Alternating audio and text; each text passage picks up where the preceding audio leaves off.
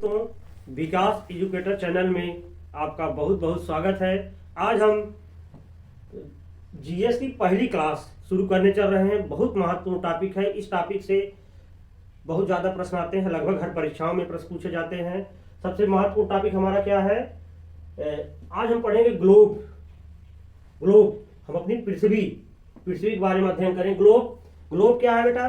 Globe पृथ्वी का एक प्रतिरूप है जिसकी सहायता से हम पृथ्वी पर देशों, महासागरों, महाद्वीपों के उसके सही आकार का हम पता लगा सकते हैं। ये हमारा ग्लोब है। ये पृथ्वी का एक मॉडल है, एक प्रतिरूप है जिसकी सहायता से हम पृथ्वी के बारे में अध्ययन कर सकते हैं। देखिए बेटा, चलते हैं, कुछ इसके महत्वपूर्ण बिंदु हैं। पहले हम देखते हैं गोलार्ध। गोलार्ध क्या है? देखो बेटा, मान लीजिए ये हमारी पृथ्वी है। ये हमारी पृथ्वी है। पृथ्वी के मध्य एक रेखा खींची गई है। पृथ्वी के मध्य एक रेखा खींची गई है। इसको बोलते हैं भूमध्य रेखा। क्या बोलते हैं? भूमध्य रेखा। भूमध्य रेखा, जिसे इसके नाम से ही हम जान सकते हैं भूमध्य। भू माने पृथ्वी, मध्य माने बीचों बीच। भूमध्य रेखा ये हमारी पृथ्वी के दो भागों में विभाजित कर देती है। एक उत्तर हो गया, उत्तर, ये दक्षिण। अगर गोलार्ध की बात हम कर रहे हैं, गोला है। गोलार्ध मतलब गोले का आधा। ये हमारी पृथ्वी के दो भागों में, ये इस प्रकार से क्या हो गया? ये उत्तरी गोलार्ध, इसको बोलते हैं उत्तरी गोलार्ध। ये वाला पोर्शन उत्तरी गोलार्ध, ये वाला पोर्शन ये दक्षिणी गोलार्ध।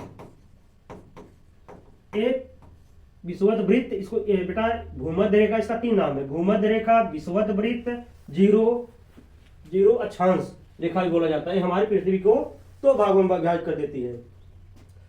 अब बेटा देखो, पृथ्वी पर काल्पनिक रूप से 4 गोलार्ध बने हैं। ये तो 2 हम जान गए।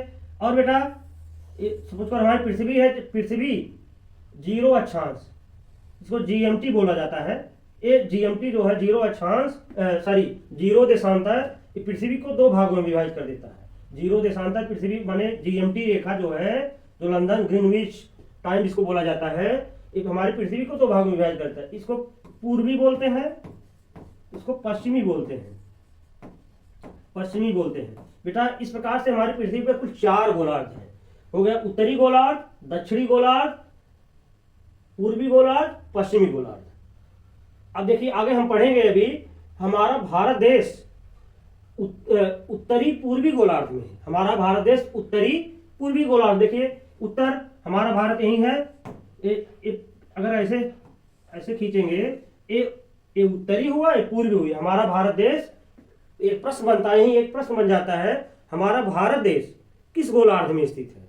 हमारा भारत देश उत्तरी पूर्वी गोलार्ध में है। हमारा भारत देश उत्तरी पूर्वी गोलार्ध में है। गोलार्ध की आगे हम इसके डिटेल पढ़ेंगे बेटा। उत्तर देखिए, गोलार्ध पृथ्वी पर 4 है। उत्तरी गोलार्ध, दक्षिणी गोलार्ध, पूर्वी गोलार्ध, पश्चिमी गोलार्ध। चलिए बेटा आगे हम देखते हैं ध्रुव। ध्रुव क्या है? ध्रुव बेटा देखिए, ये हमारी पृथ्वी है। ये हमारी पृथ्वी है। पृथ्वी है। पृथ्वी पर काल्पनिक रूप से, जैसे ग्लोब है। देख बेटा, ये ग्लोब है। ग्लोब पर एक ऐसे सुई डाली गई है। ग्लोब पर एक सुई डाली है। पृथ्वी के धुरी के दोनों छोर को ध्रुव कहते हैं। पृथ्वी के धुरी के दोनों छोर को, साइकिल में धुरा होता है बेटा ना, ऐसे रहता है। उसी के सहारे, जिसे एक काल्पनिक रूप से एक सुई डाली गई पृथ्वी पर, ये इसके दोनों छोर को क्या बोलते हैं? ध्रुव। ये क्या है? ध्रुव है। ये उत्तरी ध्रुव है, ये दक्षिणी ध्रुव है। और अक्ष क्या है? अक्ष, ये जो सुई काल्पनिक रूप से डाली गई है, इसी को अक्ष बोला जाता है, जिसकी सहायता से पृथ्वी हमारी हमेशा मूव करती जाती है। पृथ्वी अक्ष वह काल्पनिक रेखा है जिसके चारों ओर हमारी पृथ्वी मूव करती है। अपने अक्ष पर कहते नहीं, हमारी अक्ष से पृथ्वी हमारी 23.5 अंश झुकी हुई है, सीधा नहीं है, सीधा तो ए पोर्शन है, लेकिन वैसे लेंगे तो आप देखिए 23.5 अंश झुकी हुई है पृथ्वी।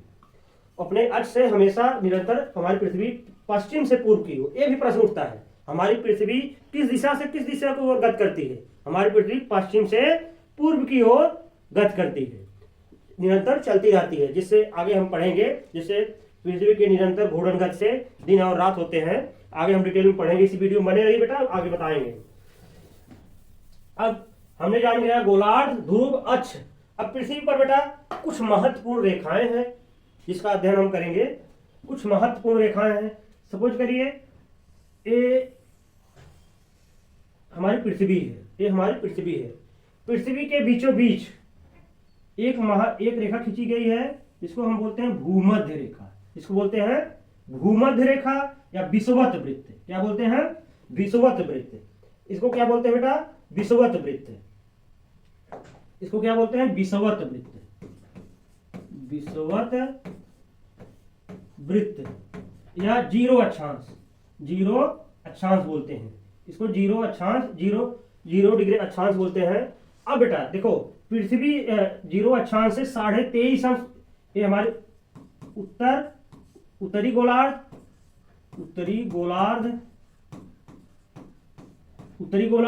ये हमारा दक्षिणी गोलार्ध,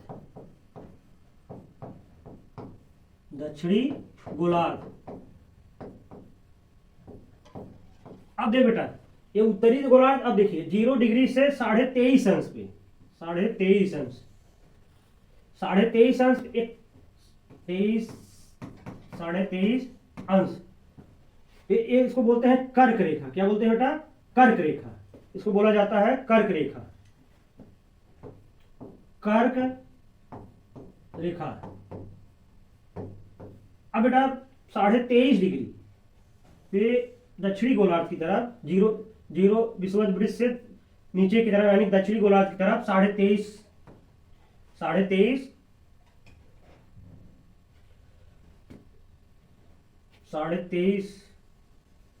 एक मिनट बेटा,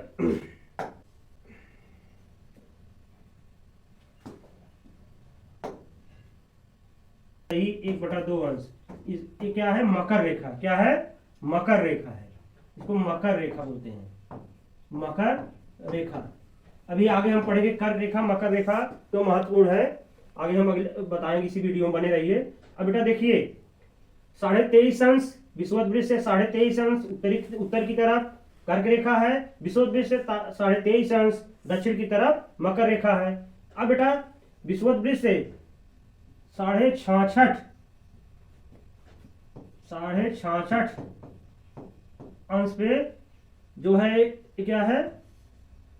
आर्कटिक रेखा, आर्कटिक वृत्त का हो, आर्कटिक रेखा का हो। अब इसको आर्कटिक वृत्त या आर्कटिक रेखा बोला जाता है बेटा। देखिए फिर 66.5 अंश दक्षिणी गोलार्ध की तरफ, 66.5 अंश दक्षिणी गोलार्ध की तरफ, इसको अंटार्कटिक बोला जाता है, अंटार्कटिक वृत्त, अंटार्कटिक वृत्त। अब बेटा देखिए, अब देखिए ध्रुव, ये 90 अंश पे ये ध्रुव है, ये उत्तरी ध्रुव, उत्तरी ध्रुव।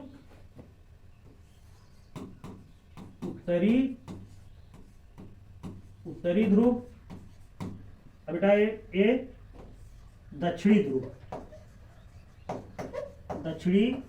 ध्रुव, ये हमारी पृथ्वी पर महत्वपूर्ण रेखाएं हैं। देखिए बेटा पृथ्वी के बीचों बीच इसको विषुवत वृत्त बोला जाता है। विषुवत वृत्त है जो हमारी पृथ्वी को 2 बराबर भागों में विभाजित कर देती है, उत्तरी गोलार्ध, दक्षिणी गोलार्ध। अब बेटा विषुवत वृत्त से 23.5 अंश उत्तर की तरफ एक कर्क रेखा है, जिस पर हमारा भारत देश जहाँ है। कर्क रेखा पर अभी हम बताएं, कर्क रेखा पर हमारे भारत देश के कितने राज्य हैं। अब बेटा देखिए 23.5 अंश दक्षिण की तरफ दक्षिणी गोलार्ध में मकर रेखा है। अब बेटा देखिए 66.5 अंश उत्तरी गोलार्ध में आर्कटिक वृत्त है, आर्कटिक रेखा है। 66.5 अंश दक्षिणी गोलार्ध में अंटार्कटिक है, अंटार्कटिक वृत्त है। अब बेटा 90 डिग्री पर, जैसे 90 डिग्री पर हमारा क्या है, ये 90 डिग्री हमारा ध्रुव है, ये ध्रुव है, उत्तरी ध्रुव है, और 90 डिग्री दक्षिणी ध्रुव है, ये ध्रुव है 90 डिग्री पर। इस प्रकार से पृथ्वी पर हमारी ये महत्वपूर्ण रेखाएं हैं। बेटा देखिए सुनिए, पहले पृथ्वी पर काल्पनिक रूप से ये तो भूमध्य रेखा है, ये है पृथ्वी पर 1-1 डिग्री पर ऐसे रेखा खींची गई है। इसको हम अक्षांश रेखा बोलते हैं, इसको हम क्या बोलते हैं, अक्षांश रेखा। 1-1 डिग्री पर ये हमारा विषुवत वृत्त है, ये विषुवत वृत्त है। 101 पर जब 1-1 अंश पर खींची गई बेटा, तो 90 ऊपर की तरफ, 90 नीचे की तरफ, 90 रेखाएं हैं, 90 अक्षांश, 90 ऊपर है, 90 नीचे है, एक विषुवत वृत्त है।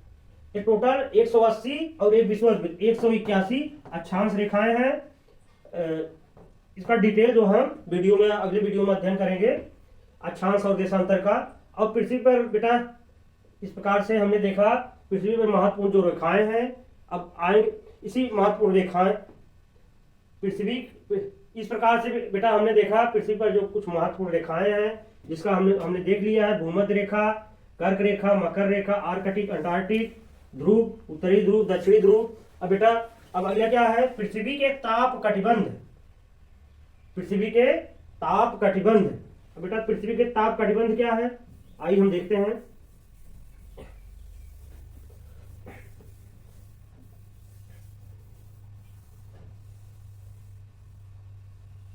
ताप कटिबंध, देखिए बेटा मान लीजिए हमारी ये पृथ्वी है, ये भूमध्य विषुवत वृत्त है, ये हमारी मकर रेखा, ये कर्क रेखा। अब बेटा सपोज करो हमारा सूर्य है, ये हमारा सूर्य है,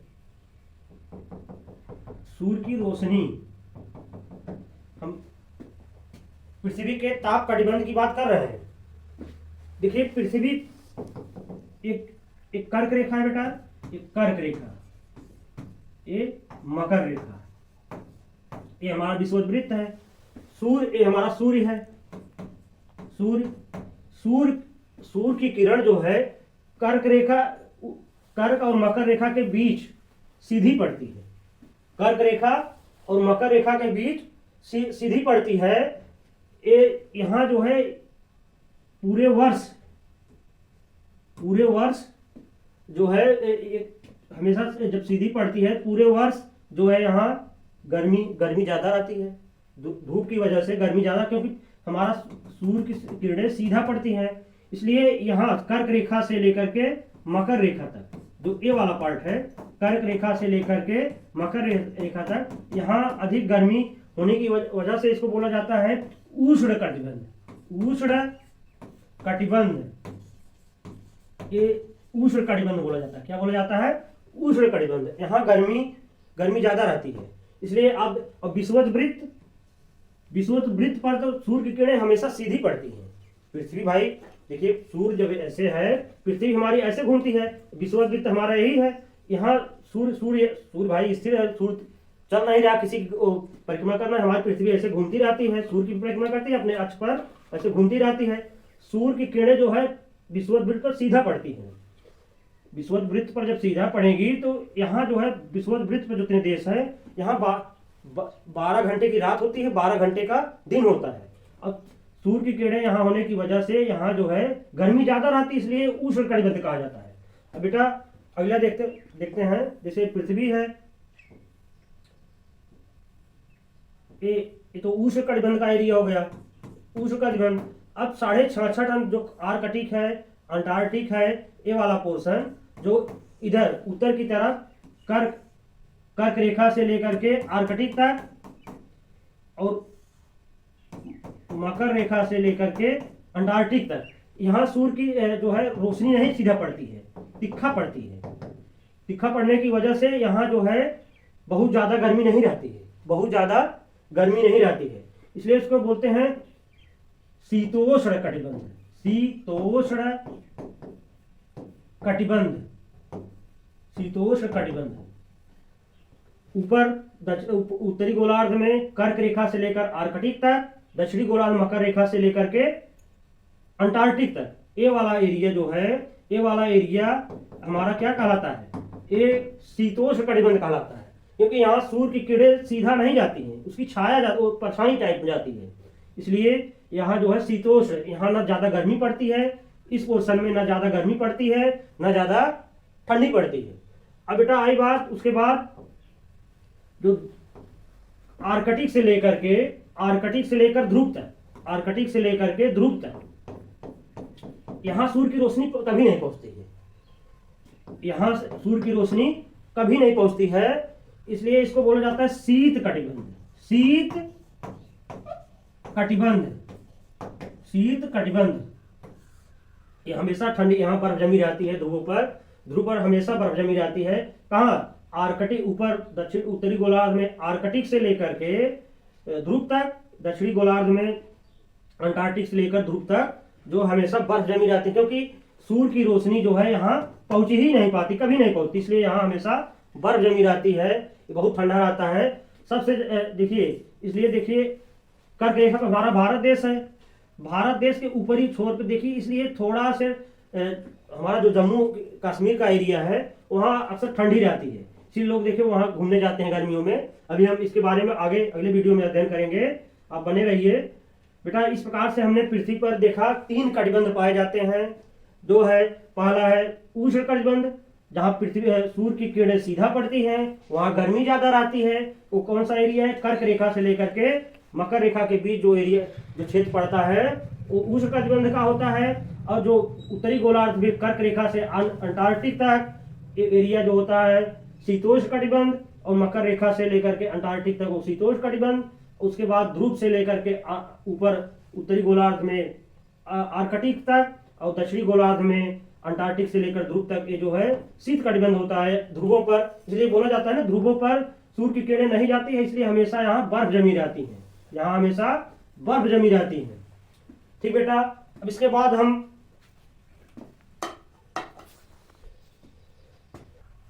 हाँ बेटा देखिए, इस प्रकार से हमने ग्लोब के अध्ययन के दौरान देखा गोलार्ध, ध्रुव, अक्ष, महत्वपूर्ण रेखाएं, पृथ्वी के ताप कटिबंध हमने जाना विस्तार से। अब बेटा अगला हम देखते हैं प्रदीप्त वृत्त क्या है। प्रदीप्त वृत्त बेटा देखिए, ये हमारी पृथ्वी है, ये हमारा सूर्य है, सूर्य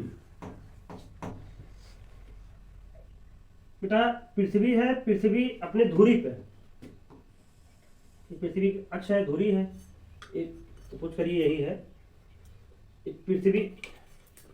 पृथ्वी अपने अक्ष पे ऐसे, अक्ष के अपने ध्रुव सहारे ऐसे घूम रही है, अपने अक्ष से 23.5 अंश झुकी है, ये हमारा सूर्य है, ये हमारा सूर्य है। पृथ्वी पर एक बार में देखिए ऐसे झुकी हुई पृथ्वी पर एक बार में पृथ्वी के आधे भाग पे, लगभग आधे भाग पे जो सूर्य की रोशनी पड़ती है, जैसे आप जब टार्च बालेंगे, गेंदा ले लीजिए, टार्च बालेंगे, पृथ्वी के आधे भाग पर जो है सूर्य की रोशनी पड़ेगी, पीछे वाले भाग पे सूर्य की रोशनी नहीं पड़ेगी। इसलिए बेटा इस आधे भाग में दिन रहता है, क्या रहता है? दिन। और इधर जो आधे भाग नहीं रहता है रात, सूर्य की रोशनी ही नहीं जाएगी, भाई अंधेरा रहेगा। ये आधे भाग में रात दिन रहेगा, आधे भाग में रात रहेगी। सूर्य की किरणें जब ऐसे पड़ेंगी पृथ्वी के आधे भाग पे पड़ेंगी, आधे भाग पे नहीं पड़ेंगी। पृथ्वी के जिस आधे भाग पे पड़ेंगी वहां दिन रहेगा, बाकी आधे भाग में रात रहेगी। और रात और दिन को अलग करने के लिए एक काल्पनिक रेखा है, इसी को बोला जाता है प्रदीप्त वृत्त।